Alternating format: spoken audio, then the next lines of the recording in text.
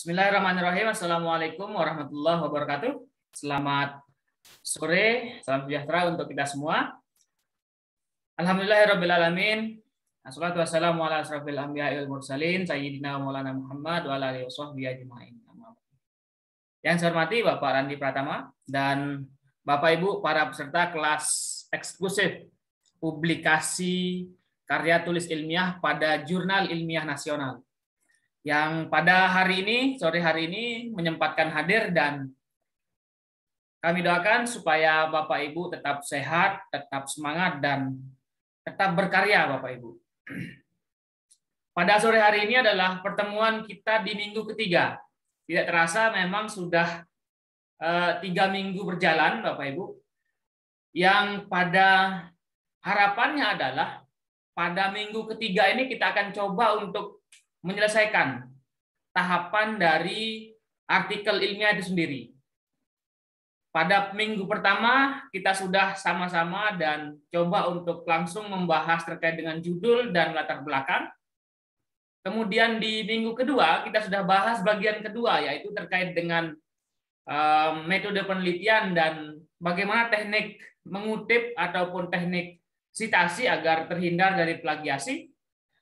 Nah, minggu ketiga ini kita akan coba bahas lebih lanjut terkait dengan pada bagian hasil penelitian dan pembahasan.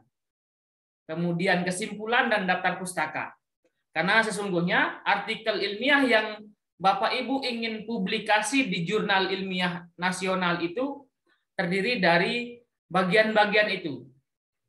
Ada pendahuluan, ada metode, hasil dan pembahasan, kesimpulan dan daftar pustaka. That's it, selesai. Sangat ringkas, yang mana tidak lebih dari 15 halaman. Nah, oleh sebab itu Bapak Ibu, ketika Bapak Ibu bisa coba untuk fokus, insya Allah akan 1 bulan itu kita bisa selesaikan. Nah, adapun yang mungkin ada yang sedang kondisinya kurang sehat, ataupun mungkin ada yang masih sibuk ataupun yang terkendala. Nah, di kelas ini Bapak Ibu kami akan terus dampingi Bapak Ibu sampai dengan publikasi. Jadi Bapak Ibu ketika jangan khawatir pada bulan ini belum bisa selesai seperti itu. Oh, saya masih di hasil penelitian Pak, masih belum selesai penelitiannya. Tidak apa-apa Bapak Ibu, kami akan tunggu dan kami akan dampingi sampai dengan artikel tersebut benar-benar terpublikasi di jurnal tujuan. Tentu jurnal tujuan kita adalah jurnal yang kami kelola, dan insya Allah akan semua di kelas ini bisa untuk publikasi ke Jurnal Ilmiah Nasional. Baik, untuk membuka acara kita Bapak Ibu, alangkah baiknya kita buka dengan sama-sama melafazkan al-basmalah. Bismillahirrahmanirrahim.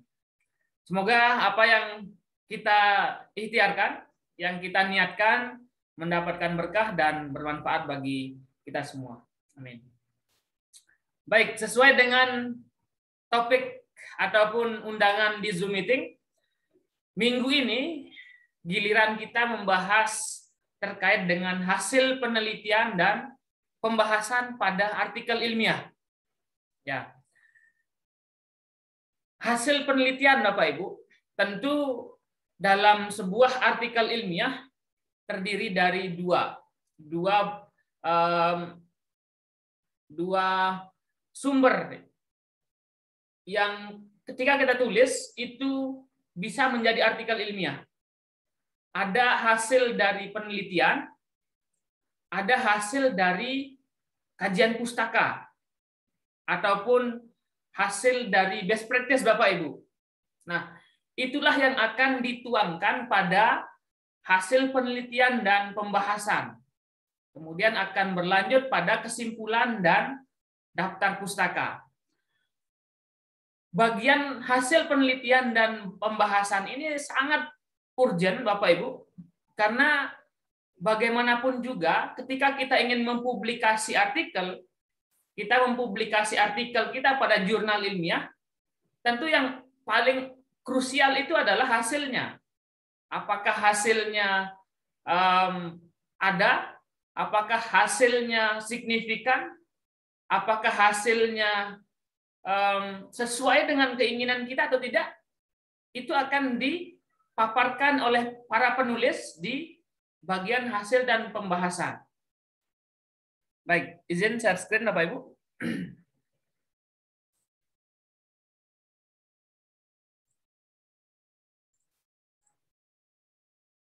Ya.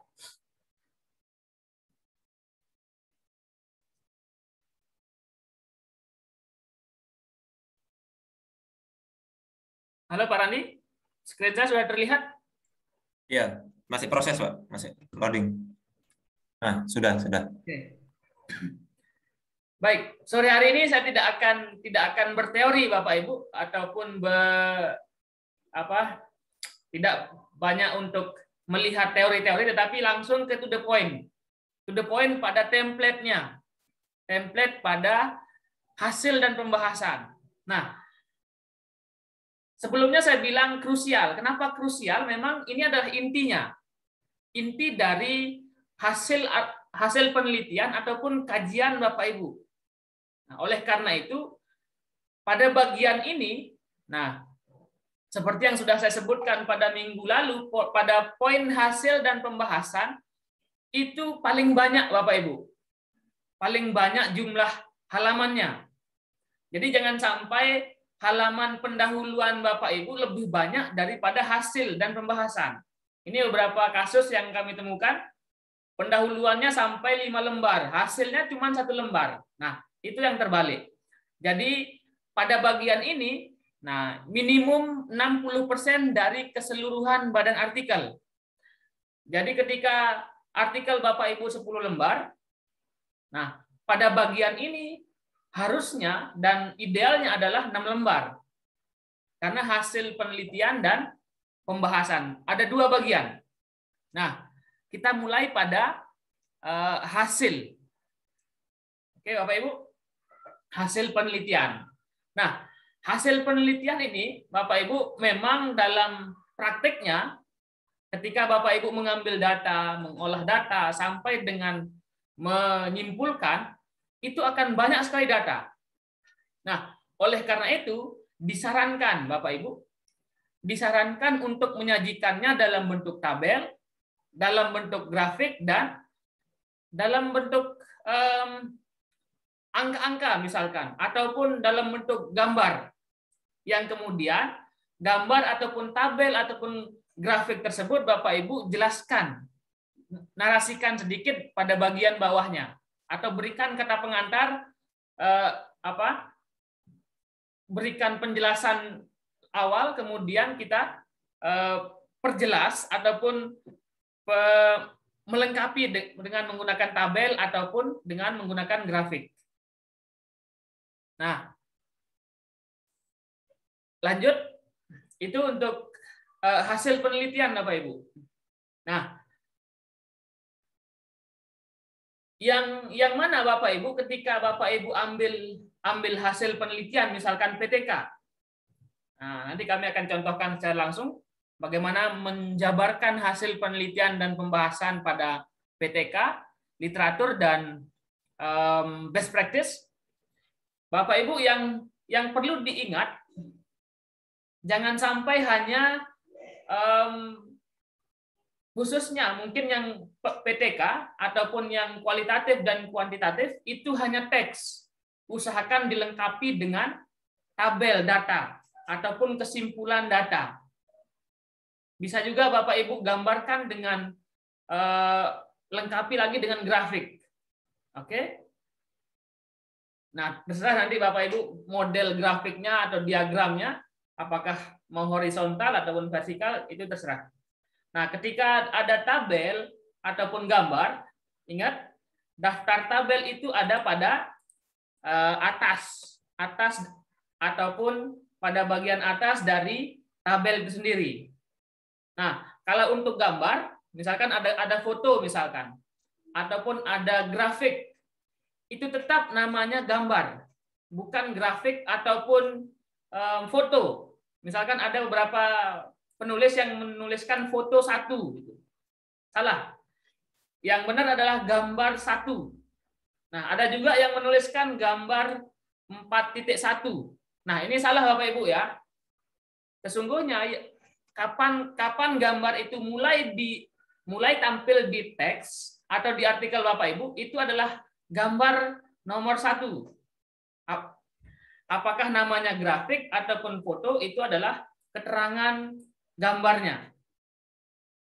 Nah, lalu yang pada penelitian yang misalkan penelitian literatur ataupun penelitian best practice, usahakan memang data hasil penelitian Bapak Ibu itu memang tergambar jelas. Ya. Hasil penelitian itu harus tergambar jelas. Itu yang kedua. Apakah Bapak Ibu akan menjelaskan dengan narasi ataupun melengkapi dengan diagram tadi? Yang pada konsepnya adalah kejelasan data. Apakah ada datanya? Apakah terbaca ataupun tersampaikan dengan jelas kepada pembaca? Itu adalah merupakan kunci.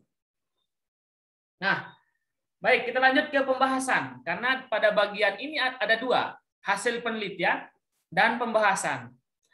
Kalau hasil penelitian tadi Bapak Ibu menampilkan hasil-hasil penelitian, kemudian apa yang Bapak Ibu dapatkan pada lapangan yang berupa hasil yang sudah diolah. Nah, kemudian kita akan berlanjut ke pembahasan. Nah, ini yang rata-rata. Kalau hasil penelitian saya melihat sudah hampir 90% sudah benar. Dan data tersampaikan dengan jelas dan rapi. Tapi kadang-kadang ada yang lupa pada pembahasan. Nah, ini tempat krusialnya. Karena judulnya saja hasil penelitian dan pembahasan. Jadi tidak hanya hasil penelitian Bapak Ibu, tetapi Bapak Ibu akan membahas, akan mengulas kembali. Nah, ketika Bapak Ibu sudah melakukan penelitian, kemudian mendapatkan data dan hasilnya ada, Bapak Ibu akan mengulas kembali pada bagian sub pembahasan ini, dan ini bersifat wajib.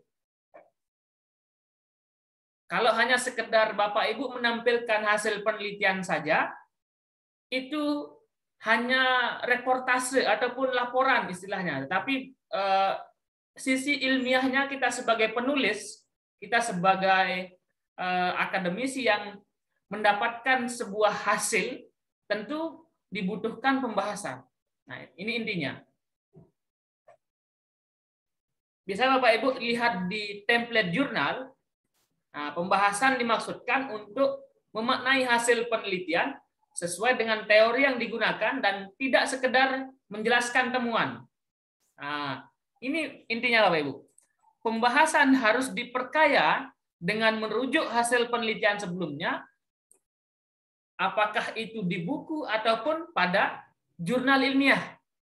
Nah, nanti kita akan coba langsung lihat contohnya. Oke. Jadi pada pembahasan itu wajib Bapak Ibu melihat kembali teori-teori ataupun hasil penelitian. Ya. Jadi ketika Bapak Ibu mendapatkan hasil penelitian A, misalkan Bapak Ibu mendapatkan hasil bahwa media pembelajaran Zoom meeting memiliki dampak ataupun berpengaruh positif misalkan, ataupun dapat meningkatkan sesuatu, misalkan menggunakan media A dapat meningkatkan prestasi, itu hasil Bapak Ibu penelitian. Lalu bagaimana membahasnya? Nah, hasil penelitian yang menyatakan bahwa media pembelajaran A dapat meningkatkan prestasi, itu harus Bapak Ibu cari kembali sumbernya. Apakah ada yang mengatakan seperti itu? Ataupun Bapak Ibu coba ungkap kembali kenapa bisa media tersebut bisa berpengaruh ataupun memiliki efek meningkatkan prestasi. Nah, Bapak Ibu kaji dari sisi faktornya mungkin, dari sisi hal-hal yang mendukung, kemudian ada yang Bapak Ibu kaji dari sisi medianya, kenapa bisa efektif. Bapak Ibu kaji secara teori. Oh mungkin ataupun di hasil penelitian. Dalam hasil penelitian yang ini juga, yang penelitian sebelumnya menyatakan bahwa memang ada manfaatnya atau dapat meningkatkan prestasi belajar. Nah, itu Bapak Ibu harus kaji lagi di teori ataupun hasil penelitian. Ya. Itu untuk hasil dan pembahasan. Kita coba lihat ke contohnya langsung Bapak Ibu. Nah, ini artikel PTK Bapak Ibu ya. Mohon perhatikan yang membuat hasil penelitian pembahasan pada artikel penelitian tindakan kelas. Oke. Hasil penelitian pada artikel PTK. Nah, ataupun PTS ya, sama saja. Hasil penelitian pada PTK itu pasti akan ada siklus pertama, siklus 1, ataupun siklus kedua. Oke? Nah, Bapak Ibu silahkan jabarkan di sana. Jabarkan apa hasil penelitian Bapak Ibu. Nah, Bapak Ibu jabarkan serta diperjelas.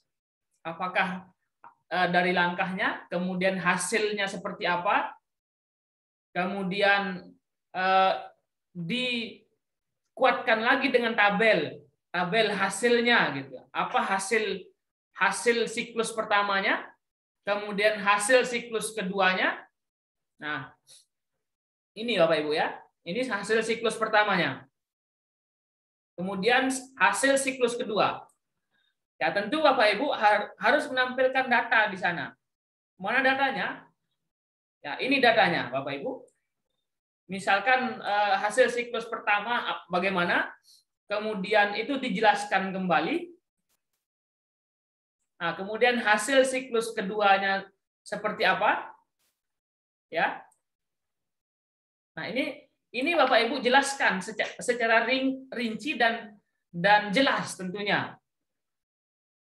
Apakah ada peningkatan? Apakah seperti apa hasil dari penelitian Bapak Ibu? Nah, ini cukup jelas ya Bapak Ibu. Penulis ini sudah menampilkan data hasil siklus pertama, siklus kedua, kemudian dijelaskan juga dengan KKM ataupun standar berapa gitu ya. Nah, sehingga data itu jelas dilihat oleh pembaca. Nah, ketika Bapak Ibu menampilkan data itu tidak jelas, sudah tabelnya nggak jelas, kemudian penjelasannya kurang apa ya, istilahnya kalau dibaca itu kurang kena kalau kita baca. Ini apa maksudnya apa nih? Nah, itu makanya Bapak Ibu kreatif Bapak Ibu dalam menampilkan data sekarang. Bapak Ibu bisa melihat contoh yang ini nanti akan sudah dari lama saya share, dan itu bisa jadi Bapak Ibu contoh gitu untuk PTK. Nah, ini hasil penelitian.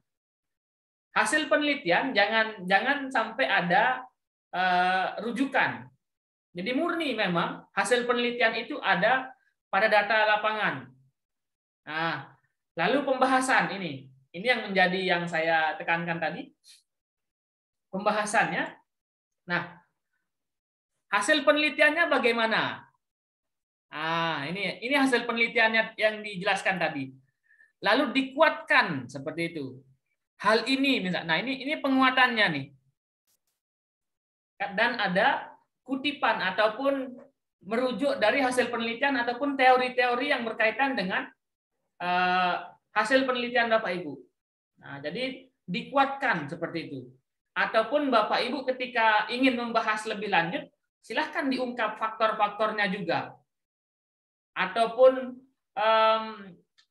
ketika Bapak Ibu menemukan hasil penelitian yang misalkan metode A dapat meningkatkan prestasi misalkan, nah itu Bapak Ibu bisa ungkap pada saat itu mungkin faktor yang menjadi penentu adalah apa. Nah, itu Bapak Ibu rujuk dari hasil penelitian dan teori-teori yang ada. Dan itu Bapak Ibu tidak cukup hanya satu. Silahkan Bapak Ibu perkaya lagi, sama seperti Bapak Ibu menulis kajian pustaka. Tetapi bukan seperti kajian pustaka ya Bapak Ibu, tetapi Bapak Ibu akan melihat hasil penelitian Bapak Ibu dengan membandingkan dengan teori yang ada. Misalkan hasil penelitian Bapak Ibu mengatakan bahwa media A berpengaruh terhadap prestasi ataupun dapat meningkatkan prestasi. Pertanyaannya adalah mengapa? Mengapa?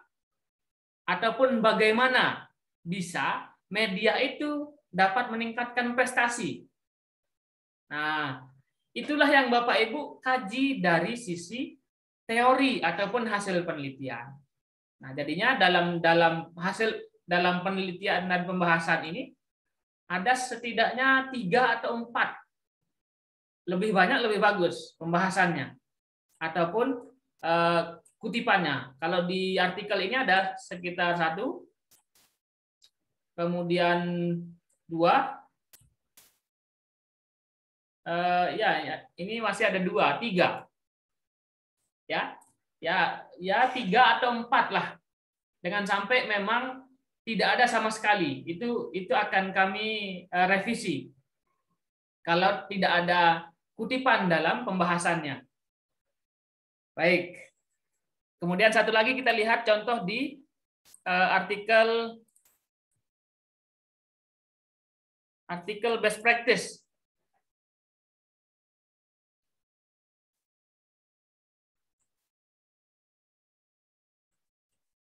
Satu lagi ya Bapak Ibu.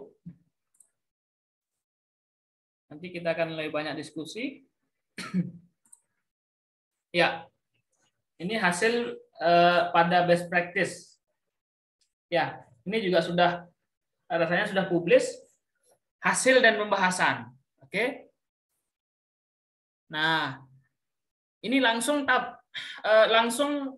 penulis ini menyampaikan tabelnya atau hasilnya. Ini best practice. Karena best practice itu hasil kegiatannya. Kemudian ini adalah cara penulis ini untuk menjelaskan hasil penelitiannya. Jadi memang dibutuhkan sedikit kreativitas untuk menjelaskan kepada pembaca, oh ini loh hasil penelitian saya. Seperti itu. Apakah Bapak Ibu menceritakan dengan deskriptif ataukah Bapak Ibu menampilkan dengan gambar, tabel dan diagram. Itu pilihan Bapak Ibu. Yang intinya adalah hasil penelitian itu dapat terbaca jelas dan data itu mewakili dari hasil penelitian Bapak Ibu. Oke. Nah, kemudian ini juga dikuatkan dengan gambar. Nah, jadi gambar itu kalau di artikel ilmiah itu ditaruh di hasil penelitian, bukan lampiran. Di artikel penelitian itu tidak ada lampirannya, Bapak Ibu. Nah, dikuatkan dengan gambar 1, gambar 2 dan seterusnya. Nah, inilah adalah salah satu cara ataupun strategi dalam menjelaskan hasil penelitian. Lalu pada pembahasan, hal ini dikaitkan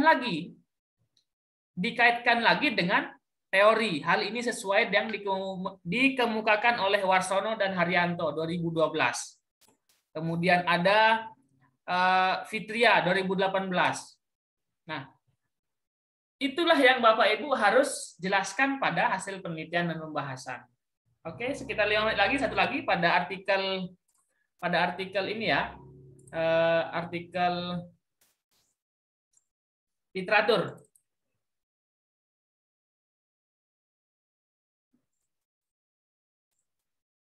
Nah, hasil penelitian dan pembahasan. Nah, seperti ini. Hasil penelitian itu tidak jauh-jauh dari tabel data. Nah, ini ada hasilnya. Ini penelitian literatur Bapak Ibu. Yang tempo minggu lalu sudah kami share dan ini adalah hasil penelitian menggunakan penelitian literatur. Jadi peneliti ataupun penulis menjelaskan bahwa dia membuat tabel literatur mana saja yang sudah dikaji seperti itu. Ini adalah tabel-tabel literatur yang peneliti ini atau penulis ini sudah kaji. Nah, setelah dia menuliskan tabel ataupun menyusun tabelnya, nah dijelaskan. Ya, tabel 1 menunjukkan 10 artikel nasional dan 10 artikel internasional yang memberikan gambaran terkait dengan kajian penelitiannya. Nah, lalu kemudian ditampilkan hasilnya. Bagaimana hasil ataupun kesimpulan yang ada pada artikel-artikel tersebut. Nah, itu adalah caranya. Cara dalam menampilkan hasil penelitian dan pembahasan. Baik, untuk materi hasil dan penelitian pembahasan sampai di sini. Kemudian kita akan coba berlanjut ke kesimpulan dan daftar pustaka. Bagaimana, karena dua aspek ini kadang yang sangat banyak yang menghambat Bapak Ibu. Ketika kalau hasil penelitian rata-rata saya lihat sudah bagus, sudah menampilkan data-data, sudah menampilkan hasil siklus 1, siklus 2, ataupun hasil penelitiannya di lapangan. Ada pembahasan yang kadang Bapak Ibu lupa untuk mengkaji kembali secara teori ataupun hasil penelitian dari hasil penelitian Bapak Ibu. Kemudian di daftar pustaka itu sangat berpengaruh Bapak Ibu ya. Makanya mohon diperhatikan pada poin ini sehingga nanti ketika Bapak Ibu mengumpulkan artikel itu satu kali sudah cukup. Kami ACC langsung. Ya. Baik, untuk materi selanjutnya akan disampaikan oleh Pak Randi. Baik, terima kasih Pak Suwardi atas kesempatannya. Suara saya sudah terdengar Pak Ardi? Oke. Ya, sebentar. Oke, baik Bapak Ibu, Assalamualaikum warahmatullahi wabarakatuh. Assalamualaikum warahmatullahi wabarakatuh. Selamat sore Bapak Ibu. Jadi untuk materi hari ini kita lanjutkan yang kemarin. Jadi hari ini kita fokus pada bagaimana cara menulis hasil dan pembahasan serta kesimpulan ya. Sesungguhnya sudah ya, kalau Bapak Ibu sudah mencermati artikel dari awal gitu pasti akan mudah memahami hasil dan pembahasan gitu ya. Hasil dan pembahasan pada laporan dan artikel seperti yang sudah disampaikan Pak Ardi sesungguhnya adalah sama ya, bedanya hanya di rangkuman ya, rangkuman. Jadi kalau di artikel ini mungkin Bapak Ibu yang sudah punya artikel laporan penelitian tindakan kelas ya, maka di artikel tinggal dirangkum, tetapi merangkumnya diusahakan berbentuk paragraf ya, tidak poin per poin. Ya, sekali lagi, karena sering sekali Bapak Ibu banyak yang menulis hasil dan pembahasan poin per poin. Ini ya, langkah-langkahnya sebagai berikut. Ini nulisnya bentuknya poin 1, 2, 3 itu kurang tepat. Kalau pada artikel ditulis dalam bentuk paragraf, dinarasikan, dideskripsikan, diceritakan gitu ya. Andai kata benar-benar ingin menulis poin per poin, poin-poin tersebut dimasukkan dalam paragraf gitu. Jadi bentuknya poin dalam paragraf gitu ya. Itu cara menulisnya. Nah, untuk kesimpulan saya share screen. Saya share screen. Nah, di sini kesimpulan bab Jadi kesimpulan di sini, nah di sini ada keterangannya untuk yang ada di template bahwasanya kesimpulan tidak sekedar mengulangi data, tetapi berupa substansi pemaknaan. Ia dapat berupa pernyataan tentang apa yang diharapkan, sebagaimana dinyatakan dalam bab pendahuluan, yang di akhir dapat menghasilkan bab hasilan bahasan. Maksudnya ini sesungguhnya kesimpulan ini merupakan menjawab rumusan masalah kalau memang itu di laporan. Tetapi kalau di artikel sama saja sesungguhnya, cuma karena di artikel nggak ada rumusan masalah, maka kesimpulan gampangnya adalah rangkuman dari hasil dan bahasan. Nah, di kesimpulan tidak perlu mengulangi data. Jadi data-data yang banyak gitu ya tidak perlu ditulis semua. ya kita boleh sedikit tampilkan sedikit angka, boleh untuk mempertegas ini angka yang utama misalkan, boleh. Hanya 1-2 angka saja boleh, dan disampaikan dengan beberapa kalimat. Ya, kesimpulan umumnya kita tulis menjadi maksimal 2 paragraf atau 1 paragraf boleh. Jadi mungkin saya contohkan kayak gini. Ini punyanya Bu Evi yang sudah publikasi. Nah, di sini kesimpulan ditulis menjadi 2 paragraf. Ya, 2 paragraf di sini. Ada paragraf pertama menyatakan kesimpulan dan paragraf kedua saran. Ya, ini di sini. Jadi kesimpulan di sini kalau ingin menulis 2 kesimpulan, misalkan Pak kesimpulan saya ada 2, maka ditulis dalam bentuk seperti ini. Ditulis poinnya masuk ke dalam paragraf. Jadi tidak 1-2 gitu ya. Jadi 1-2-nya masuk ke dalam paragraf seperti ini gitu ya. Nah, kemudian paragraf berikutnya diberikan saran. Saran ini isinya tentang rekomendasi ya. Saran untuk bisa jadi untuk pembaca, bisa jadi untuk peneliti-peneliti sesudah kita gitu ya. Dari hasil penelitian kita, sarannya apa ke depannya yang mungkin belum bisa diperbaiki di penelitian kita. Nah, itu saran itu. Jadi itu saran ke depannya, baik untuk diri sendiri, untuk membaca maupun peneliti-peneliti setelah kita. Nah, itu saran. Dan yang terakhir adalah daftar pustaka. Daftar pustaka ini sepele tetapi seringkali salah, ya, seringkali salah dalam menulis. Nah, daftar pustaka ini bisa dikatakan kita harus mengikuti aturan. Aturan yang mana? Ya, yaitu aturan di setiap jurnal. Nah, jadi Bapak Ibu tidak perlu membandingkan antar jurnal. Karena setiap jurnal punya cara penulisan sendiri-sendiri. Ya, misalkan jurnal kami mengikuti aturan APA style ya, APA style gitu ya. Di jurnal lain pakai AII style. Jadi stylenya itu ada banyak sekali. Ya, menurut internasional ada banyak sekali, kita pakai yang seperti ini. Nah, tinggal diikuti. Jadi kalau di tempat kami seperti ini. Jadi kalau nulisnya namanya dibalik gini ya, namanya dibalik, kemudian pakai tahunnya diberi kurung ya. Kemudian maaf ini jadi jurnalnya, contohnya kalau jurnal ya, contoh kalau jurnal seperti ini, apa namanya, nama jurnalnya, kemudian judul jurnalnya, kemudian nama jurnalnya, atau ini contohnya juga bisa. Ini contohnya, jadi nama jurnal, judul jurnal ini saya bold dulu. Yang merah ini adalah judul artikel, judul artikel, ini judul artikel yang kita rujuk. Nah, artikel ini berada di jurnal apa? Nah, di sini. Nanti bisa ikuti. Lah, aturan-aturan yang banyak ini Bapak Ibu bisa dapat di mana? Bisa dapat di template. Nanti kalau bingung saya upload lagi di grup ya, saya upload lagi di grup template-nya. Nah, di sini ada aturan-aturannya. Kalau bingung, kadang lihat punya orang bingung, langsung lihat aturan Bapak Ibu. Aturannya ini. Misalkan buku autor sama dengan penerbit. Nah, ini. Maksudnya bukunya sama dengan penerbitnya. Seperti ini nulisnya. Kemudian kalau buku e-book digital gimana?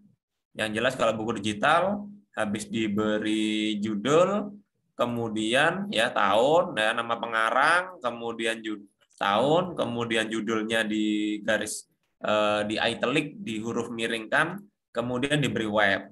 Ya, webnya ini web tempat download bukunya. Ya, kalau buku online gini.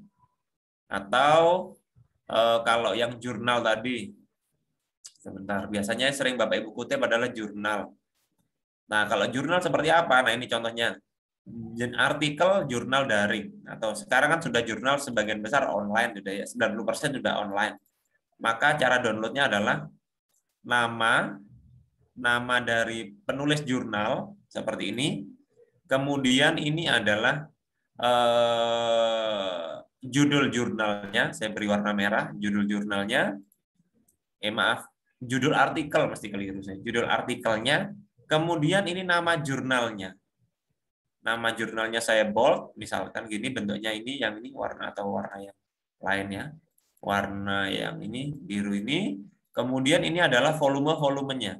volume berapa, nulisnya boleh seperti ini, boleh juga diberi kata halaman juga boleh. Halaman gini gitu boleh, sama aja. Kalau bingung seperti ini boleh juga ditulis volume 2, misalkan nomor 1, halaman sekian. Nah, kalau jurnal online boleh juga diberi link, ya link downloadnya. Kalau ada DOI, boleh juga dituliskan DOI-nya. Nanti akan saya contohkan. Nah, gini. Nah, sekarang mungkin saya praktekkan, ya. Saya praktekkan cara nulis ini kalau habis download. Saya praktekkan, misal Bapak Ibu buka jurnal P4I, merujuk di jurnal P4I ya. Jurnal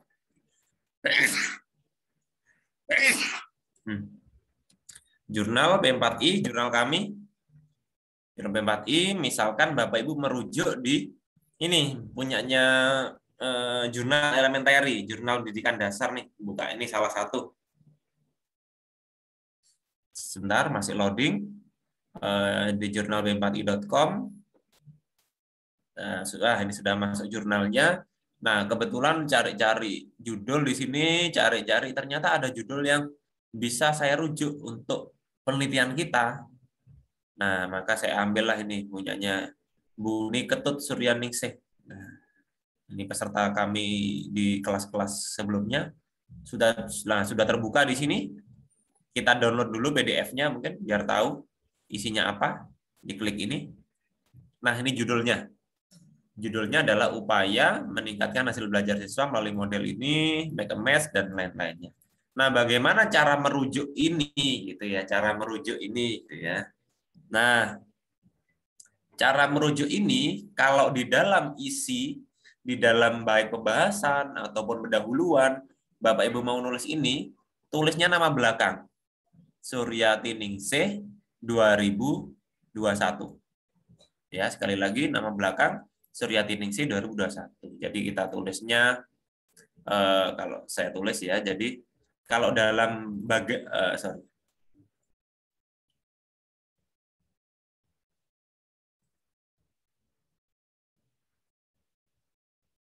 saya praktekkan langsung aja cara tulisnya. Saya cari lembar kosong dulu. Nah, ini berarti nanti kalau dalam bagian isi Bapak Ibu nulisnya adalah menurut gitu ya, menurut ya hasil penelitian Suryatiningsih tahun 2021 bahwasanya gitu ya, bahwasanya sebutkan hasil penelitiannya apa gitu ya, bahwasanya seperti apa gitu ya, bahwasanya seperti apa. Nah, itu caranya itu. Nah, kalau ingin membaca cepat bagaimana? Kalau ingin mengambil hasil penelitian cepat, ngambilnya dari mana? Ya, diambil abstraknya boleh. Oh, bagian abstrak mana yang mau saya ambil gitu ya? Mau saya ambil untuk penelitiannya gitu. Atau mungkin dari bagian hasil pembahasan gitu ya. Nah, bisa ditulis kayak gitu. Ditulisnya kayak gini di bagian isi, bahwasannya pembelajaran ya menggunakan model make a match ya dapat misalkan ya dapat meningkatkan hasil belajar siswa. Nah, ini contoh diisi, bagian isi ya, bagian isi. Kemudian bagaimana kalau di daftar pustakanya? Nah, di daftar pustaka tulisnya jangan Suryatiningsih aja, tapi Suryatiningsih. Karena tadi kita cek sekali lagi namanya adalah, sebentar, saya juga lupa. Namanya adalah Niketut Suryatiningsih gitu ya. Maka cara menulisnya pada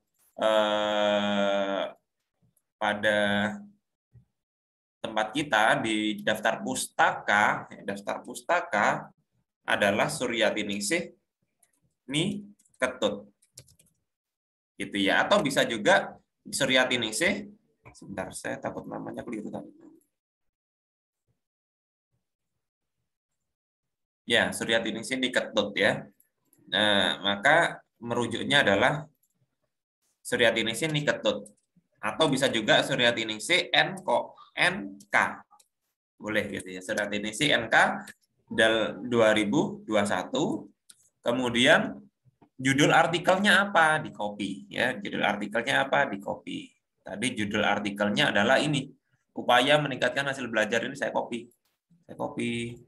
Kita masukkan sini ya. Nah, belum rapi, dirapikan bentar, bentar. Kita rapikan cepat. Nah, oke ya. Kita rapikan. Oke, cepat sudah selesai. Nah, gini ya. Kita rapikan, kita hurufnya. Nah, udah. Nah, jadinya kayak gini. Ini. Kemudian baru nama jurnal. Titik habis tahun, kemudian judul artikel, nama jurnal. Kita tulis nama jurnal. Tadi kita downloadnya di jurnal apa? Nama jurnal biasanya di kanan atas ada ini.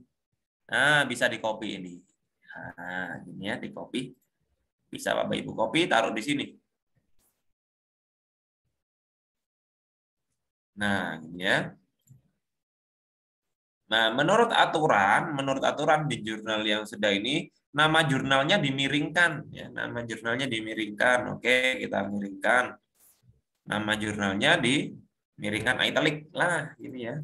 Nama jurnal dimiringkan, kemudian titik, kemudian ditulis keterangannya di sini, keterangannya. Volume 1 nomor 3. Ya, volume 1 nomor 3 dilihat halamannya berapa? 84 nih. Sampai 90. Maka kita tulis volume 1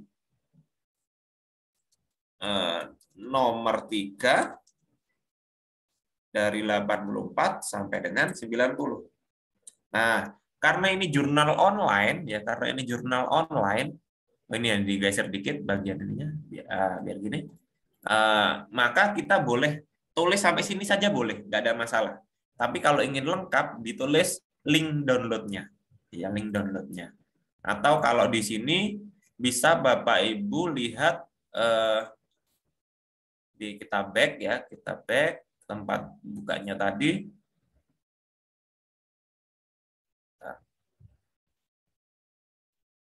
Masih loading nih. Sebentar, malah jauh loadingnya. Nah, sudah sampai sini. Bapak Ibu bisa ambil link yang atas ini boleh. Kalau memang nggak ada DOI-nya. Kalau ada keterangan ini DOI kayak gini, bisa di copy ini boleh. Di copy ini boleh. Ditaruh pada di sini. Nah, selesai sudah. Jadi ini adalah cara merujuk untuk jurnal ya, cara merujuk untuk jurnal. Di sini menurut Suryati Ningsih aja, nama belakangnya aja, di sini Suryati Ningsih NK. Ya. Sampai dengan seperti ini. Mungkin itu. Dan cara-cara yang lain, aturan-aturannya ada di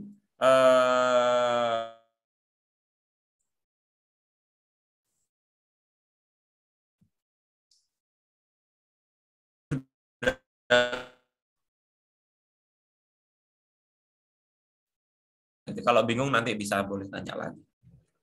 Nah, mungkin itu ya. Terus kemudian ya sekali lagi ini sering sekali terjadi kesalahan yaitu adalah ketidaksinkronan Bapak Ibu. Ya, mungkin 1-2 menit lagi ketidaksinkronan antara yang diisi baik baik pendahuluan ataupun metode ataupun misal metode ataupun di hasil dan pembahasan dengan daftar pustaka. Ya, dimanapun Bapak Ibu menulis Suryati Ningsih, maka di bawah harus ada Suryati Ningsih, jangan nggak ada, nggak boleh. Jadi ini wajib fardu ain gitu ya. Ini dan ini harus ada ya, harus ada. Jangan sampai di atas ada, di bawah nggak ada. Atau yang sering terjadi di bawah ada, di atas tidak ada. Nah, ini sering kali terjadi. Waktu saya tanya, Pak, Bu, kok tak di bawah ada, di atas nggak ada? Jawabannya begini, iya Pak, karena yang di bawah ini saya copy paste dari laporan. Sedangkan yang di atas rangkumannya laporan. Lah, itu keliru. Jadi kalau di atas sudah dirangkum, yang di bawah juga diambil yang memang sinkron dengan yang atas. Karena itu memang ketika Bapak Ibu menggunakan aplikasi Mendeley, pasti sinkron. Yang atas pasti otomatis muncul yang bawah. Tapi misalkan sekarang sudah nggak usah pakai Mendeley, sudah terlalu ribet, maka saya Bapak Ibu bisa cek sendiri, cek saja manual. Oh, ini sudah ada, ini sudah ada. Agar mengurangi Bapak Ibu revisi. Biar nggak sering-sering revisi gitu ya. Sering-sering revisinya akhirnya sama semuanya. Belum sinkron antara isi dan daftar pustaka. Pasti akan bosan dengan kalimat revisi itu. Sedangkan, Screen-nya Mas Randi? oh ya, maaf. Sedangkan belum ya gini ya. Sedangkan yang Bapak Ibu cek ya, sedangkan yang Bapak Ibu apa namanya? Bisa cek mandiri ya. Jadi kalau di atas mungkin 10 nama yang berbeda gitu ya. Berarti yang di bawah juga 10 daftar pustaka yang berbeda. Ya, jadi itu intinya sinkron. Apa boleh di atas 10 di bawah mungkin lebih dikit ya boleh kalau di atas memang ada beberapa nama yang kita ulang-ulang lagi gitu ya. Tapi kalau sekiranya di atas 10 nama berbeda di bawah pasti ada 10 daftar pustaka yang berbeda. Nah, ada juga yang kemarin saya tanya, kenapa Bu di bawah ada daftar pustakanya ini tapi diisi tidak ada gitu ya. Jawabannya adalah karena terinspirasi gitu. Terinspirasi saya membaca jurnal ini atau buku ini jadi inspirasi saya, Pak, tapi tidak saya rujuk. Nah, itu juga nggak tepat. Jadi artinya sesuatu yang kita tulis di bawah itu wajib kita rujuk. Atau sesuatu yang sudah kita rujuk wajib kita tulis di daftar pustaka. Jadi saling berkaitan. Jadi tidak terpisah, jangan sampai terpisah karena itu sudah jadi satu bagian. Jadi kedepannya Bapak Ibu cek secara mandiri ya, secara mandiri agar mengurangi banyaknya revisi gitu ya. Kami selalu berharap Bapak Ibu 1 atau 2 kali revisi atau mungkin tanpa revisi selesai gitu. Jadi itu harapan dari kami tidak pernah niat untuk membuat lama gitu ya. Jadi pengennya cepat selesai semua. Mungkin itu dari saya Pak Ardi, saya kembalikan lagi Pak Ardi untuk tanya jawab. Silakan Pak Ardi. Terima kasih. Baik. Terima kasih atas penjelasan materinya Pak Randi terkait dengan kesimpulan dan daftar pustaka. Jadi sekali lagi kami pertegas ataupun kami highlight yang paling banyak dikoreksi, yaitu yang pertama pada pendahuluan. Pendahuluan itu tidak ada kutipan ataupun landasan teorinya ataupun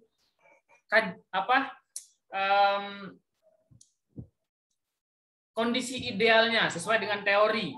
Itu yang tidak ada pada pendahuluan. Kemudian pada pembahasan, yang saya jelaskan tadi, tidak ada juga membandingkan ataupun mengulas kembali hasil penelitiannya pada pembahasan. Nah, itu yang poin kedua yang paling sering kami temukan. Yang ketiga, ketidaksinkronan antara daftar pustaka dan apa yang dikutip, seperti yang disebutkan oleh Pak Randi tadi. 3 hal itu yang paling dominan artikel Bapak Ibu ketika Bapak Ibu direvisi.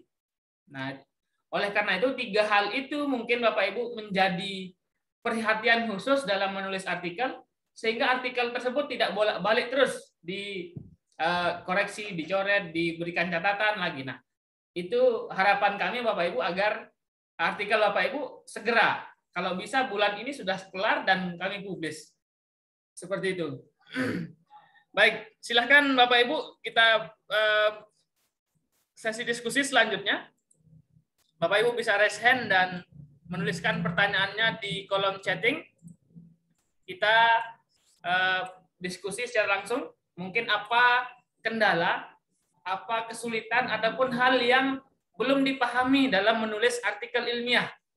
Sehingga Bapak Ibu harapannya lebih cepat dalam menulis dan bisa kami publikasi. Silakan Bapak Ibu bisa raise hand di Zoom meeting dan bisa menuliskan pertanyaan. Di kolom chatting kami akan bahas kurang lebih sekitar 30-an menit. Silakan Pak Muhammad, NTB. Nah, ini warga saya NTB nih.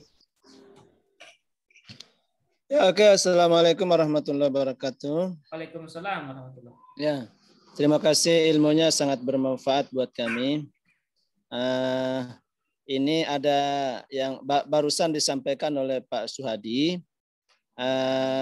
Yang pertama, katanya di latar belakang itu harus ada landasan teori. Terus yang kedua pada pembahasan.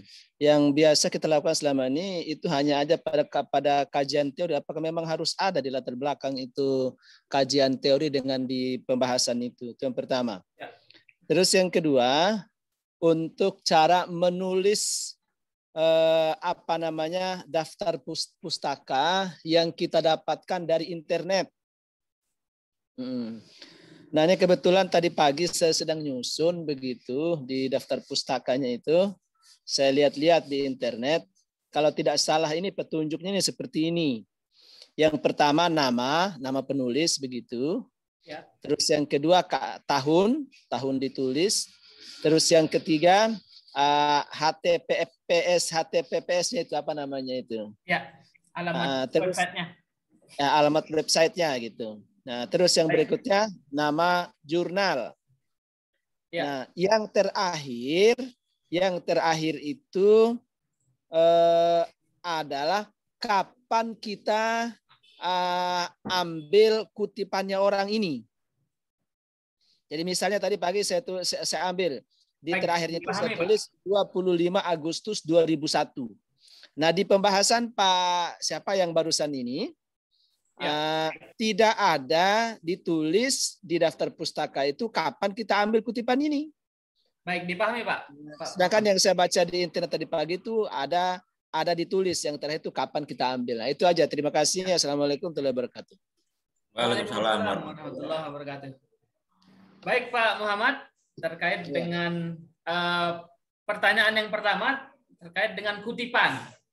Nah, kalau di laporan PTK itu biasanya ada bab 1 latar belakang atau pendahuluan, bab 2 ada kajian pustaka. Nah, lalu di artikel ilmiah yang biasa kita publikasi pada jurnal, nah itu biasanya tidak ada kajian teori ataupun landasan teori seperti di laporan. Itu berguna untuk mempersingkat. Jadi mempersingkat itu tidak terlalu banyak halamannya.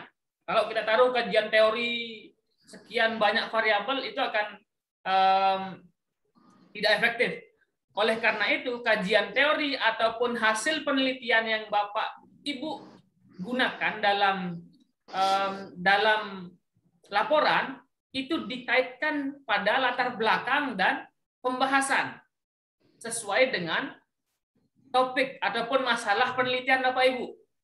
Nah, karena kajian teori ataupun hal yang Bapak Ibu ambil dari hasil penelitian ataupun dari teori, dari buku itu merupakan kondisi ideal istilahnya. Kondisi ideal ataupun yang memang sudah pernah diteliti ataupun merupakan hasil kajian ilmiah yang benar. Nah, oleh karena itu diperlukannya pendahuluan dan pembahasan. Nah, di situ Bapak Ibu bisa perkuat dengan hal yang teori yang secara ideal itu. Nah, itu kurang lebih dari saya. Silakan Pak Randi untuk pertanyaan nomor 2. Ya, yang kedua tadi mungkin apa tadi Pak Randi urutannya? Terkait dengan daftar pustaka yang diambil dari sumber online. Ya, oke Bapak. Untuk daftar pustaka, cara penulisannya seperti yang sudah saya sampaikan tadi. Jadi cara menulis daftar pustaka, stylenya berbagai macam, gitu ya. Stylenya, cara menulisnya berbagai macam. Ada yang mengikuti APA style, AII style, terus dan yang lainnya American style, macam-macam ya. Ketika Bapak ingin melakukan perujukan untuk di jurnal kami gitu ya, maka yang diikuti gaya menulis di jurnal kami, gampangnya seperti itu gitu. Jadi untuk mengambil tulisan dari internet seperti yang Bapak sampaikan tadi, kenapa kok mungkin alasan secara umum ya, mengapa kok harus diberi kata diakses pada tanggal gitu ya, karena ketika pada diakses pada tanggal itu biasanya ketika kita merujuk murni dari internet, bukan download jurnalnya, murni dari internet. Karena ketika murni dari internet, internet itu kan sifatnya berubah-ubah, gitu ya, berubah-ubah. berubah-ubah, jadi memang harus diberi tulisan di akses tanggal. Nah, itu yang pertama, cara nulisnya kenapa kok diberi akses tanggal. Tetapi harus diwaspadai untuk Bapak Ibu semua, seperti yang sudah saya sampaikan pada hari Rabu kemarin, minggu lalu, bahwasanya ketika Bapak Ibu mengambil dari internet gitu ya, boleh gitu ya. Tetapi dipastikan memang website yang kita rujuk merupakan website resmi. Ya, website resmi bisa dari materinya sudah ada yang kemarin. Jadi website resmi contohnya adalah website dari pemerintah ya, dengan domain.go.id, atau website kampus gitu ya, website kampus.ac.id, atau bisa juga website yang .edu, misalkan education gitu ya, dan yang lainnya. Tetapi kalau Bapak Ibu mengambil sumber dari yang sifatnya blog, khususnya blog pribadi gitu ya, maka tidak disarankan untuk kajian ilmiah.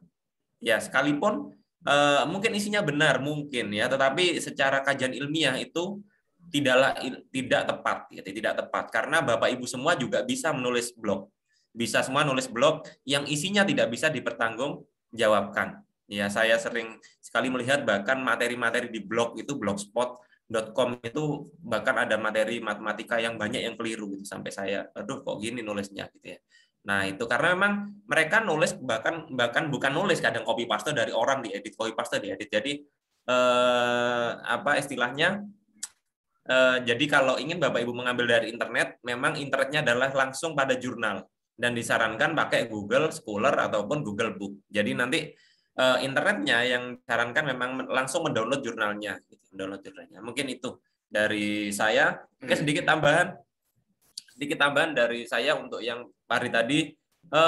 Sementara yang mungkin Bapak Ibu terbiasa menulis laporan, di mana di laporan itu kajian pustaka ada di bab 2 nih gitu ya, tapi di pendahuluan sama pembahasan tidak ada. Nah, itu juga sebenarnya keliru. Sesungguhnya sekalipun di bab 2 ada namanya kajian pustaka, memang murni di sana pustaka semua ditampung di sana, tetapi sekalipun bentuknya itu laporan ataupun artikel, atau sekali lagi laporan ataupun artikel, maka di pendahuluan juga ada namanya rujukan.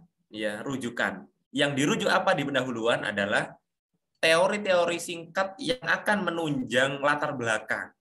Ya, teori-teori singkat yang akan menunjang latar belakang, bisa juga kondisi ideal atau mungkin hasil-hasil penelitian yang juga menunjang latar belakang. Misalkan Bapak Ibu mau mengambil make a match nih, maka yakin nggak ngambil make a match itu, maka ditunjang dari hasil penelitiannya, ditulis di pendahuluan. Nah, gitu untuk pendahuluan. Untuk pembahasan, untuk apa sih kok dirujuk lagi? Nah, seperti yang disampaikan Pak Suhardi di materi hari ini, di pembahasan cara nulisnya beda. Kalau di pendahuluan cara nulisnya lebih pada teori ini menunjang latar belakang. Tetapi kalau di hasil dan pembahasan, teori ini menunjang hasil kita. Nah, menunjang hasil penelitian yang sudah kita tulis. Misalkan penelitian kita mengambil penelitian judulnya role playing ya, role playing Bapak Ibu. Maka Bapak Ibu cari role playing juga, misalkan yang sejenis atau nggak harus sama persis gitu ya. Nanti itu dikasih tambahan.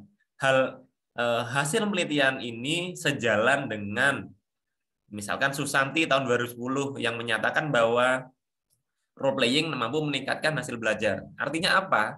Bukan hanya Bapak Ibu yang meneliti role playing dan meningkatkan hasil belajar. Ada puluhan orang yang juga sama. Jadi artinya itu merupakan landasan, bukan hanya landasan praktis, tetapi landasan teoritisnya kuat.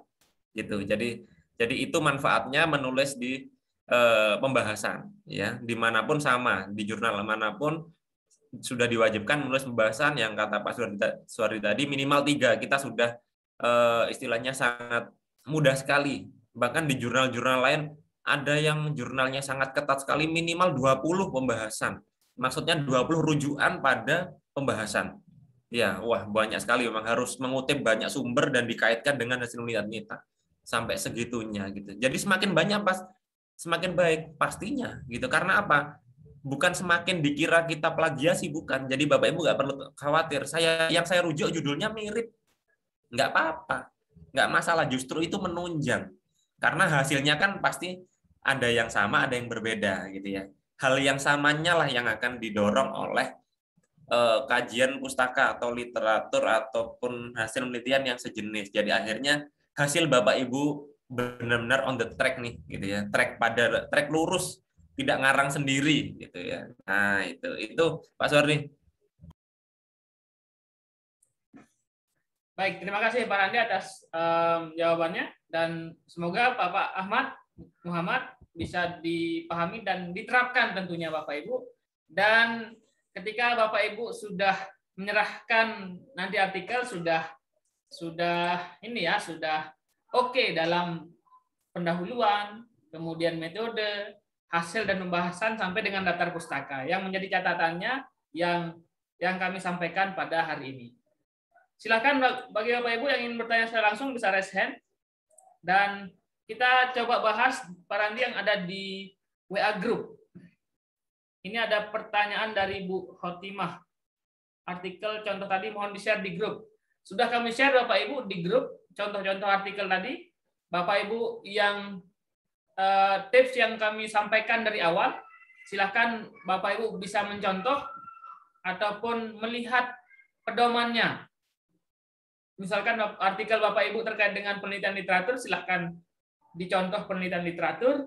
Kemudian yang membahas ataupun yang meneliti terkait dengan PTK, silahkan lihat contoh artikel PTK. Yang kami share di grup itu sangat lengkap contoh-contohnya. Kemudian ada Bu Sutiani untuk PTK pada pembahasan. Oke. Perbandingan per siklus perlu disajikan foto-foto kegiatan tidak? Nah, dalam hasil penelitian Bapak Ibu silahkan Bapak Ibu sajikan data hasil penelitian itu, apakah dalam bentuk narasi, apakah dalam bentuk tabel, apakah dalam bentuk diagram. Nah, dipersilahkan kepada Bapak Ibu, yang penting datanya jelas, kemudian hasilnya jelas dalam hasil penelitian tersebut. Alangkah baiknya itu saling mendukung. Ada narasi, ada tabel datanya, ada diagram grafiknya. Nah, itu lebih mantap lagi gitu. Sehingga pembaca itu sangat dan sudah bisa terbantu dan cepat dalam memahami hasil penelitian Bapak Ibu. Itu pada intinya. Mungkin sedikit saya tambahkan Pak Suwardi. Ya. Ya, untuk baik ya, baik PTK ataupun best practice ataupun yang lain ya, ataupun segala macam jenis penelitian, ini pertanyaannya mungkin saya samakan gitu ya, apakah perlu menyajikan foto kegiatan? Nah, di sini bisa dikatakan tidak wajib, ya, tidak wajib. Jadi sekiranya foto itu memang menunjang apa yang Bapak Ibu deskripsikan, boleh. Tetapi jangan sampai fotonya ada cuma jadi pajangan. Nah, itu nggak tepat. Ya, jangan sampai cuma ngasih foto Pak buat pajangan aja. Karena foto dalam artikel berbeda dengan foto pada lampiran. Kalau foto pada lampiran merupakan dokumentasi.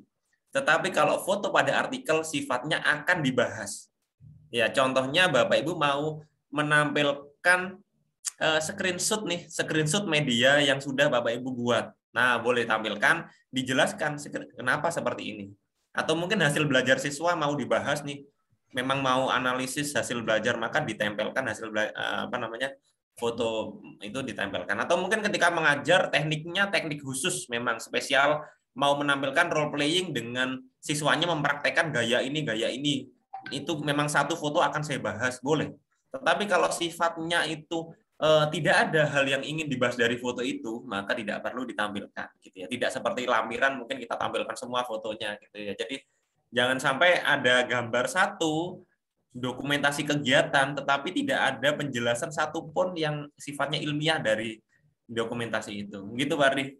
Baik, sepakat Pak Randi terkait dengan foto ataupun tabel yang dijelaskan pada hasil penelitian. Nah, itu untuk sama-sama kita perhatikan Bapak Ibu ya. Lalu mungkin ada yang mau dibahas di chatting group Pak Randi? Ada pertanyaan dari Pak Sumardin. Dalam membuat artikel, apakah harus buat PTK dulu atau PTK jadikan artikel atau tidak perlu PTK langsung saja buat artikel? Nah, ini ada beberapa juga yang bertanya terkait dengan ini. Apakah harus buat laporan penelitian terlebih dahulu, kemudian kita buat artikel atau artikelnya dulu, selanjutnya kita buat laporan? Nah, silahkan bagi Bapak Ibu yang mungkin tidak sempat untuk menulis laporan, ya bisa langsung membuat artikelnya. Tentu ada di dalamnya hasil-hasil penelitian dan semua struktur yang ada di artikel. Nah, karena kita butuh cepat, karena prinsipnya artikel itu hanya 10-15 lembar saja, dan itu bisa Bapak Ibu cepat untuk publikasi pada jurnal ilmiah. Jikalaupun Bapak Ibu ingin mengembangkan lagi menjadi laporan, ditulis sesuai dengan format laporan. Tentu hasil dan hasil penelitiannya itu akan merujuk juga, akan sama kurang lebihnya pada artikel yang Bapak Ibu tulis. Begitu juga sebaliknya. Ketika Bapak Ibu sudah ataupun ada kesempatan ataupun pernah membuat laporan penelitian itu juga Bapak Ibu bisa buat menjadi artikel yang dipublikasi di jurnal ilmiah. Silahkan bebas Bapak Ibu ingin membuat artikel terlebih dahulu ataupun laporan, dipersilahkan sesuai dengan kemampuan ataupun kesempatan Bapak Ibu penulis. Itu Pak Sumardin dan Bapak Ibu yang lain mungkin yang memiliki pertanyaan yang sama. Saya tambahkan Pak Ardi. Ya, silakan Pak. Ya, seperti yang sudah disampaikan Pak Ardi, memang bebas ya Bapak Ibu. Memang idealnya adalah ketika sudah ada laporan Bapak Ibu tinggal merangkum jadi artikel gitu ya. Tetapi ketika Bapak Ibu belum ada laporan, boleh juga menulis artikel dulu, asalkan data-data dan hasil sudah siap, gitu, sudah siap. Jadi apa istilahnya, mana dulu yang mungkin akan dibutuhkan. Kalau memang Bapak Ibu karena di sini berada pada kelas publikasi, memang kejarnya yang perlu dikejar di awal adalah artikel dulu. Nanti masalah Bapak Ibu belum punya laporan, dari artikel itu Bapak Ibu bisa kembangkan, gitu. Kembangkan, diperluas cara menulisnya menjadi laporan, begitu. Jadi simpelnya seperti Bapak Ibu. Jadi bebas. Jadi boleh laporan dulu, baru artikel dulu. Tapi karena di sini kelas publikasi, ya kita kejar artikelnya dulu. Gitu. Ya. Mungkin ada yang mau dibahas berarti yang di ini dari Ibu Syekati. Deskriptif untuk bab hasil pembahasan untuk artikel literatur research. Apakah tetap juga menggunakan tabel, grafik, dan lain-lain? Ini pertanyaan Bu Seka. Dalam penelitian literatur ya Bu Seka, apakah tetap menggunakan tabel, grafik, dan lain-lain dalam hasil penelitian dan pembahasannya? Seperti yang kami jelaskan, tidak hanya pada PTK dan sudah ditambahkan oleh Pak Randi, semua jenis penelitian, apakah itu kualitatif, kuantitatif, apakah R&D, dan lain sebagainya, dalam hasil dan pembahasan itu, silahkan Bapak Ibu mau menggunakan tabel, mau menggunakan grafik, ataupun deskriptif sekalipun, yang penting data itu tersampaikan dengan jelas. Yang penting data itu tersampaikan dengan jelas, kemudian datanya lengkap, yang apa yang mau dijelaskan. Nah, yang menjadi catatannya adalah ketika Bapak Ibu menampilkan grafik ataupun foto, nah kalau di kualitatif biasanya banyak foto nih, itu tidak ada penjelasan. Nah, itu yang seperti yang dibahas tadi, itu yang salah.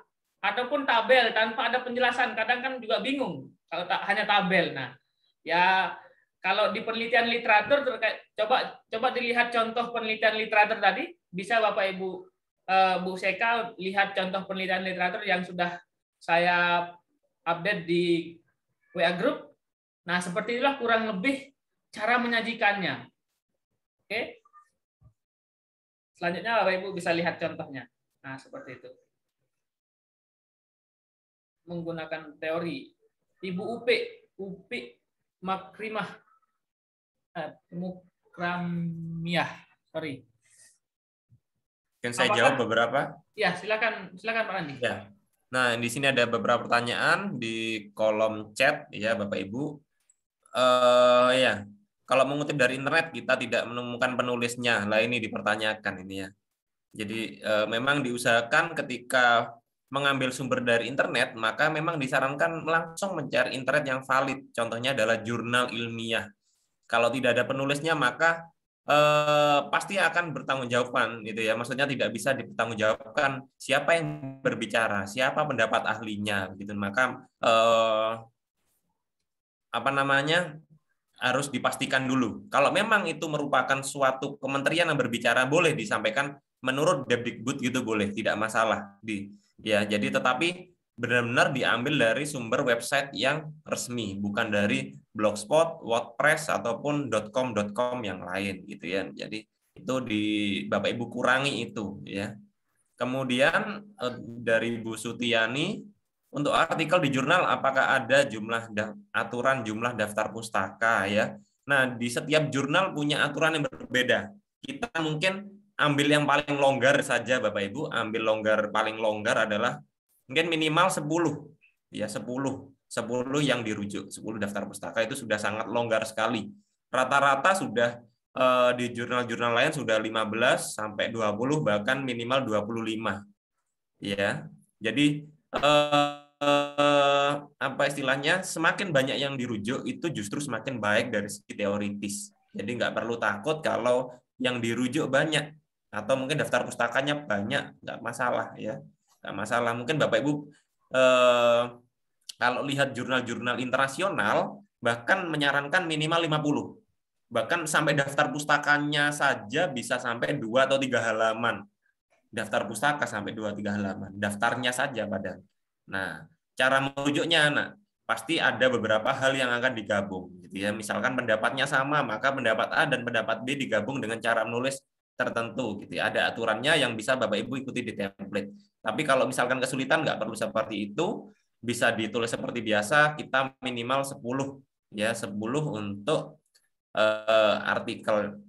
Maksudnya bukan artikel, tapi keseluruhan referensi yang kita rujuk pada jurnal gitu ya, minimal 10. Itu sudah cukup ringan. Baik. Mungkin bisa Bapak harus ditambahin. Saya juga kebetulan tadi malam nulis artikel Bapak Ibu. Mungkin untuk ukuran kami kepada Bapak Ibu sangat longgar Bapak Ibu ya. Oleh karena itu minimal lah sekitar 10 rujukan Bapak Ibu bisa ambil. Nah, ini kemarin tadi malam saya tulis artikel, ini rujukannya sekitar berapa puluh ini? 1 lembar pertama, ini lembar kedua, sampai 3 lembar Bapak Ibu ya. Itu artinya yang kita melihat kualitas artikel memang dari rujukan, dari apa teori-teori yang bisa dikaji ataupun dikutip. Nah, itu yang salah satu yang menjadi dasar juga dalam kita melihat artikel itu. Tapi untuk Bapak Ibu, kita sebagai pemula tidak jadi masalah untuk ini kita masih sama-sama belajar Bapak Ibu ya. Sehingga yang penting ini Bapak Ibu bisa diperhatikan, yang penting antara penulisan kutipan yang ada di teks dan di daftar pustaka itu sinkron saja.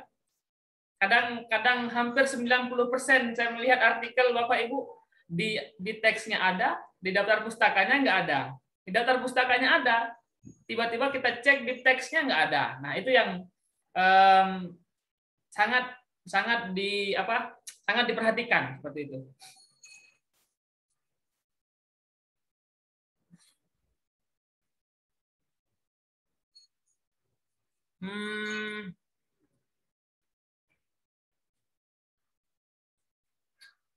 Silakan bagi Bapak Ibu yang ingin bertanya secara langsung, bisa raise hand. Nah, Pak Muhammad lagi, ada yang disampaikan Pak Muhammad? Ya, oke. Assalamualaikum warahmatullahi wabarakatuh. Langsung Pak Muhammad.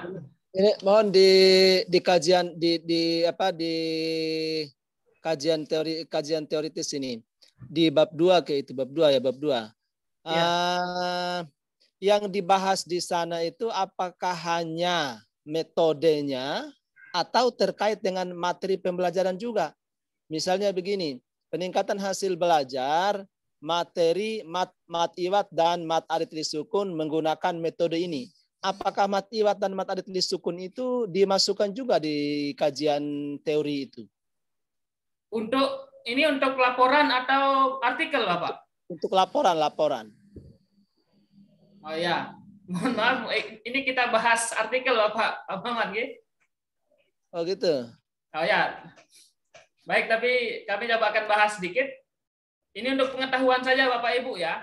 Untuk pengetahuan, untuk laporan memang ada seperti yang dijelaskan oleh Pak Rani tadi, ada di bab 2. Bab 2 kajian teori. Nah, atau kajian pustaka isinya di sana. Yang biasanya yang membahas terkait dengan variabel penelitian.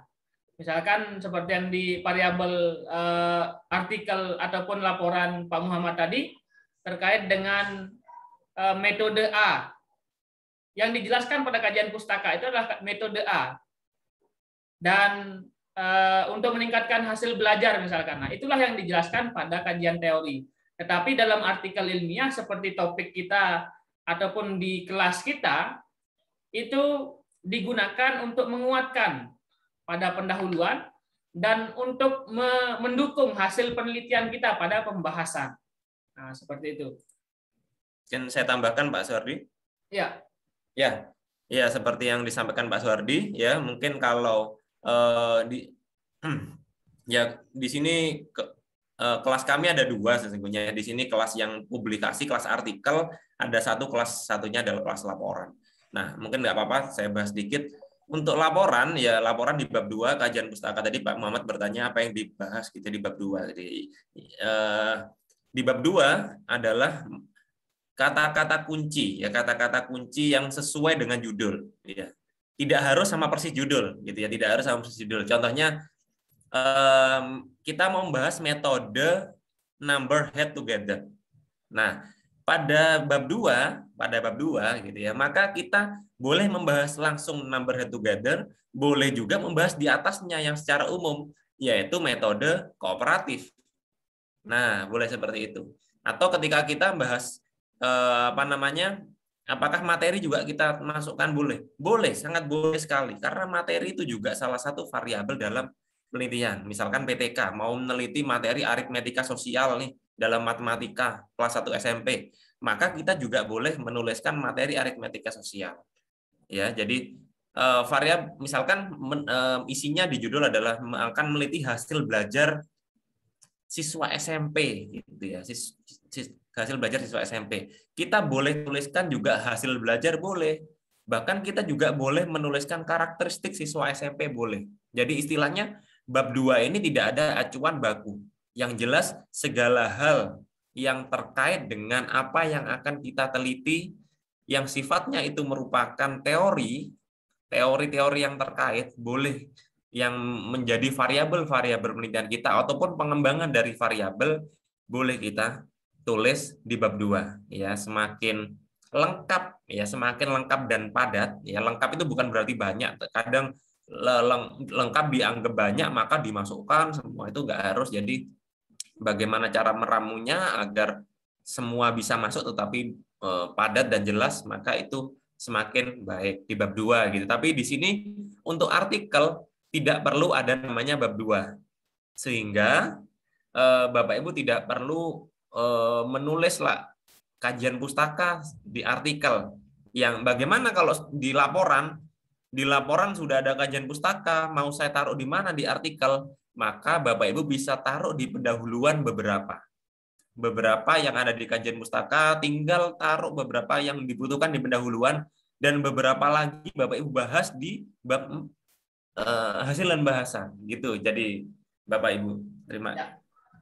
Baik, terima kasih Pak Randi. Silakan Pak Toton Witono. Pak Toton? Ya. Oke, baik. Terima kasih Pak Dr. Suwardi. Assalamualaikum warahmatullahi wabarakatuh. Waalaikumsalam. Waalaikumsalam warahmatullahi wabarakatuh. Oke, suara saya jelas ya. Saya mohon maaf, saya matikan videonya biar Ya. fokus di suara gitu ya. Ya, terima kasih banyak Pak Randi dan Pak Dr. Suhardi. Jadi saya ini yang ketiga yang mengikuti. Cuman mohon maaf, ini memang saya harus mengakui bahwa saya belum ini Pak, belum sempat merancang atau mengirim bahan ya. Saya baru ini. Cuman yang saya cek ini beberapa atau sejumlah jurnal tujuan yang nanti kita akan ini tulis. Itu kebanyakan memang dari semua jenis artikel, dari mulai penelitian misalnya atau PTK sampai kajian literatur ya, kepustakaan, itu semuanya memakai metode gitu. Nah, saya rencana mungkin karena nggak sempat PTK atau ke lapangan itu, karena saya instruktur atau widya suara di Klaten ya. Nah, itu jadi saya rencana mau mengkaji secara literatur. Cuman saya juga sempat mencari buku atau literatur yang membahas metode penelitian tadi, kajian pustaka. Nah, ini saya agak bingung, mohon nanti kalau misalnya ada informasi secara metodologinya itu, literaturnya dari mana, saya agak nggak ketemu Pak Dr. Suhardi. Ya, metode itu pertama ya. Jadi maksudnya ini kayaknya menisayakan ada metode apa ya, metode penelitian tadi yang kajian pustaka itu pertama Pak. Nah, kemudian yang kedua ini saya mungkin agak sedikit konsultasi ya. Apakah memungkinkan misalnya begini Pak, rancangan penelitian saya misalnya mengkaji semacam studi kasus ya, tapi untuk mengkaji satu buku atau modul pelatihan. Nah, saya memakai perspektif atau katakanlah framework kacamata dengan misalnya bagaimana modul ini menerapkan taksonomi Bloom atau misalnya yang yang revisinya ya, yang Anderson sama Cradwell itu kan. Nah, dari mulai tujuan pembelajaran, materi seperti apa, sampai kemudian dia koherensi terhadap tujuan pembelajaran terkait strategi, misalnya evaluasinya, misalnya itu ini enggak koheren, enggak sederhana sih itu mengkaji satu modul misalnya. Nah, itu gimana Pak kemungkinannya? Terima kasih Pak ya. Baik. Silakan Pak Randi. Atau saya jawab yang pertama ya Pak Doton. Ya, terkait dengan penelitian literatur. Tentu semua jenis penelitian dalam artikel itu wajib untuk menampilkan metode. Ya. Semua jenis penelitian dalam artikel ilmiah wajib menampilkan metode setelah pendahuluan atau latar belakang, kemudian metode penelitian biasanya. Kalau best practice, metode pelaksanaan atau di pengabdian biasanya. Nah, kalau Pak Tautan ataupun Bapak Ibu yang lain berminat untuk mengkaji secara literatur karena memang tidak sempat untuk ke lapangan ataupun tidak karena kondisi sekarang juga ya, karena musim pandemi. Jadi Bapak Ibu silahkan kaji secara literatur. Terkait dengan metode, banyak sebenarnya Bapak Ibu dalam artikel penelitian literatur, Bapak Ibu bisa lihat contoh artikel di penelitian literatur itu pasti ada metodenya juga. Nah, saya coba share screen yang di. Nah, ini Pak Dr. dan Bapak Ibu yang lain.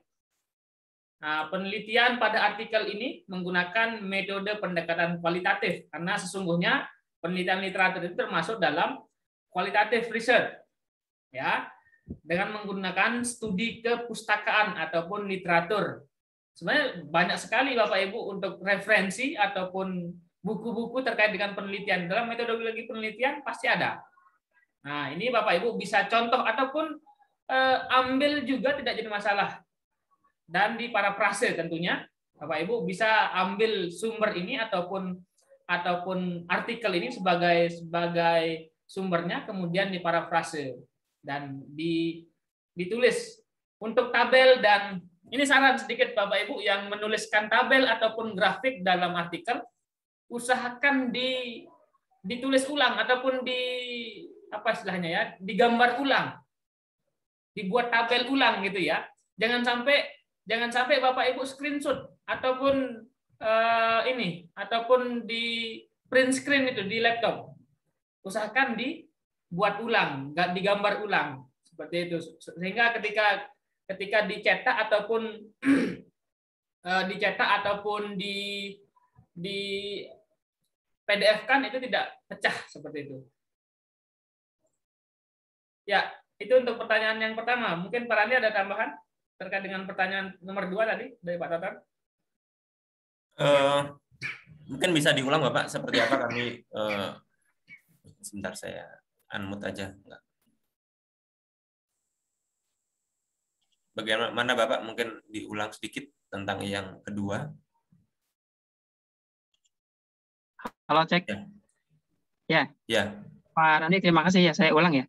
Jadi tadi udah sebagian dijawab. Cuman maksudnya saya pengen mencari di beberapa buku-buku metodologi penelitian. Ya. Nah, yang spesifik dia membahas metode kajian pustaka. Jadi bagaimana strateginya, bagaimana alurnya. Nah, ini agak bingung Pak. Jadi kebanyakan memang ya ini penelitian metodologi yang entah kuanti, kuali, tapi kemudian ya seperti biasa gitu, dalam arti apa ya, yang literatur review itu secara metodologi kayaknya saya nggak dapat gitu, nggak ketemu di literatur metodologi. Oke, baik. Agak nakal Pak. Bisa saya tangkap. Jadi literatur review itu istilahnya adalah memang tidak ada langkah-langkah secara pasti seperti halnya PTK, misalkan langkah-langkahnya adalah plan, observe gitu ya, dan plan, do, observe dan lainnya gitu, ataupun metode ini yang harus kelas kontrol, kelas eksperimen, itu nggak ada. Jadi literatur review lebih pada mengumpulkan ya, kalau mau tekniknya adalah mengumpulkan beberapa artikel atau mungkin hasil-hasil penelitian yang akan kita review, dan kita ambil beberapa yang sama dan kita ambil kesimpulan.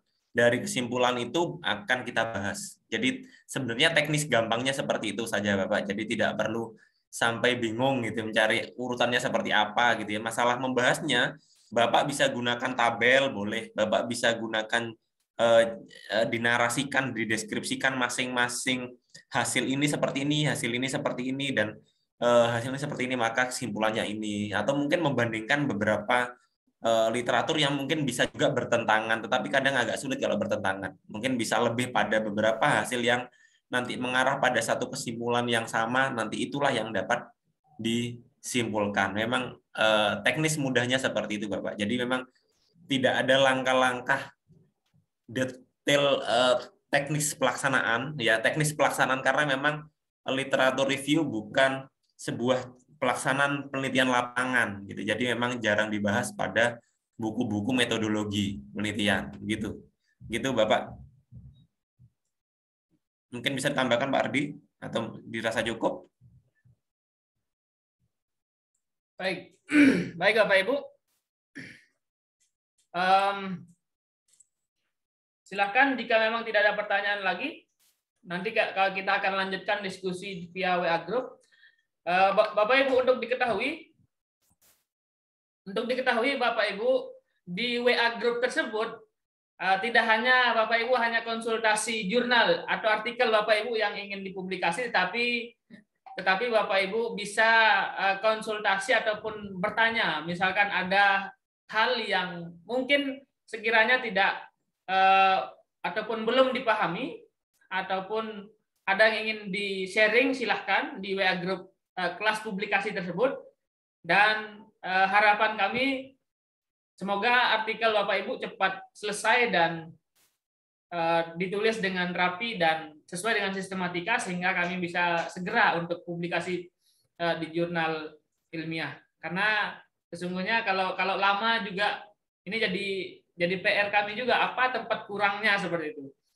Jika memang ada hal yang mungkin dirasa kurang, apa yang kurang bagi Bapak Ibu, kami akan coba untuk fasilitasi sehingga Bapak Ibu bisa lebih cepat pahami, kemudian mungkin Bapak Ibu tinggal mencontoh ataupun menulis sehingga udah mau maghrib ini ya. Baik. Untuk sore hari ini kami cukupkan dan kita akan ketemu di WA Group. Ini adalah materi yang terakhir Bapak Ibu ya untuk artikel ilmiah.